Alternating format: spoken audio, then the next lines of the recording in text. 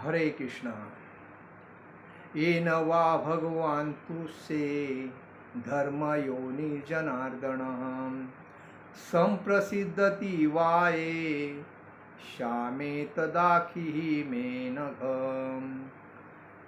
हे निष्पाप मुनी, अखिल प्राणी मात्रांचे पिता पुरुषोत्तम भगवान, सर्व धर्माचे आणि धार्मिक कृत्ये करणाऱ्या सर्वांचे पिता असल्या कारणाने त्यांना पूर्णपणे कसे संतुष्ट करता येईल हे कृपया आपण सांगावे असं म्हटलं जातं। तात्पर्यामध्ये असं म्हटलं आहे की सर्व धार्मिक कृत्ये अंतिमतः भगवंतांना संतुष्ट करण्यासाठीच केली जातात।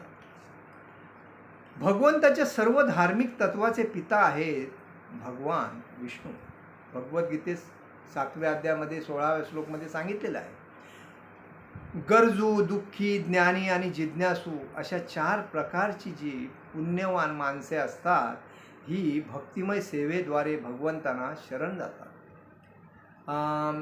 मी परवाच्या दिवशी बोललो होतो याच्यामध्ये की जे कर्जबाजारी आहे, जे पैसा कमवण्यासाठी, जे ज्ञान प्राप्त करण्यासाठी आणि जो भक्तीमध्ये बिझनेस वाढण्यासाठी हे जे लोक असतात ते अर्थ, अध्यात्म, जिज्ञासू आणि ज्ञानी हे लोक भक्तीमध्ये येतात। ते त्यामुळेच असं सांगितलं आहे की त्यांची गरजू, दुःखी, ज्ञानी आणि जिज्ञासू अशा 4 प्रकारची पुण्यवान माणसे भक्तिमय सेवेद्वारे भगवंतांना शरण जातात आणि त्यांची भक्ती भौतिक आसक्तीने मिश्रित असते। त्यांना काहीतरी भगवंताची मी भक्ती केल्यामुळे मला काहीतरी लोभ पाहिजे आणि ह्या उद्देशाने ते भक्ती करतात।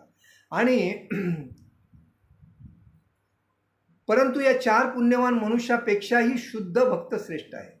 कोणती अपेक्षा न करता भगवंतांना समर्पित जाऊन भगवंताची फ्रीमध्ये सेवा करणे, कारण त्यांच्या भक्तीमध्ये सकाम कर्म आणि तार्किक ज्ञानाच्या भौतिक आसक्तीचे मुळीच मिश्रण नसते। म्हणजे त्यांना कोणती अपेक्षा नसते भगवंतापासून, त्यांना फक्त भक्ती करण्यामध्ये। जे लोक आयुष्यभर केवळ दुष्कृत्येच करतात त्यांची तुलना असुरांशी करण्यात आली। जे लोभ, मोह, हारी, पदप्रतिष्ठाच्या माध्यमातून असतात ते हमेशा असुर लोक असतात, हे लक्षात ठेवा।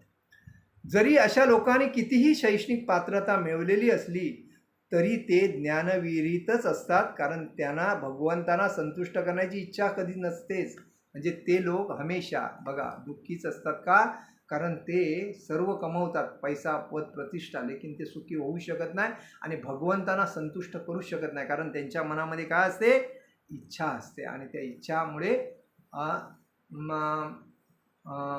कधी संतुष्ट नसतात। हरे कृष्णा।